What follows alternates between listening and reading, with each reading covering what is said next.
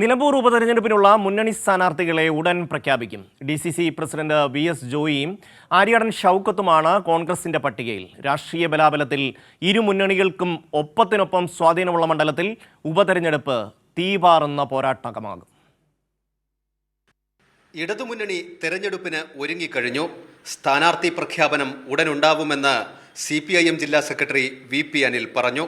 ഇടതുപക്ഷ രാഷ്ട്രീയത്തോടൊപ്പം ചേർന്ന് ഇടതുപക്ഷം മുന്നോട്ട് വെച്ചിട്ടുള്ള വികസന പ്രവർത്തനങ്ങളോടൊപ്പം ചേർന്ന് നിലമ്പൂരിലെ ജനങ്ങൾ അണിനിരക്കും എന്നുള്ള കാര്യത്തിൽ സംശയമില്ല. ഇടതുപക്ഷ ജനാധിപത്യ മുന്നണി നിർത്തുന്ന സ്ഥാനാർത്ഥിയെ വലിയ ഭൂരിപക്ഷത്തോടുകൂടി വിജയിപ്പിക്കാൻ വേണ്ടി നിലമ്പൂരിലെ ജനങ്ങൾ തയ്യാറെടുത്ത് കഴിഞ്ഞിരിക്കുകയാണ്. PV അൻവറിനെ UDFുമായി സഹകരിപ്പിക്കുമെന്ന് പ്രഖ്യാപിച്ചെങ്കിലും എങ്ങനെയെന്ന കാര്യത്തിൽ ഇപ്പോഴും തീരുമാനമായില്ല.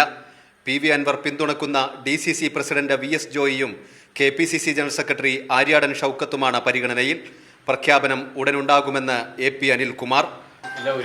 ഞങ്ങൾ ഈ തെരഞ്ഞെടുപ്പ് യഥാർത്ഥത്തിൽ മെയ് മാസത്തിൽ പ്രതീക്ഷിച്ചതാണ്. ആ മെയ് മാസത്തിൽ ഇലക്ഷൻ നടക്കും എന്നുള്ള ധാരണയിൽ തന്നെ എല്ലാ മുന്നൊരുക്കങ്ങളും ഞങ്ങൾ നേരത്തെ നടത്തിയതാണ്. സ്ഥാനാർത്ഥി പ്രഖ്യാപനത്തിന്റെ കാര്യത്തിൽ ഞങ്ങൾ നേരത്തെ പറഞ്ഞെടുത്ത് ഉറച്ചു നിൽക്കുകയാണ്.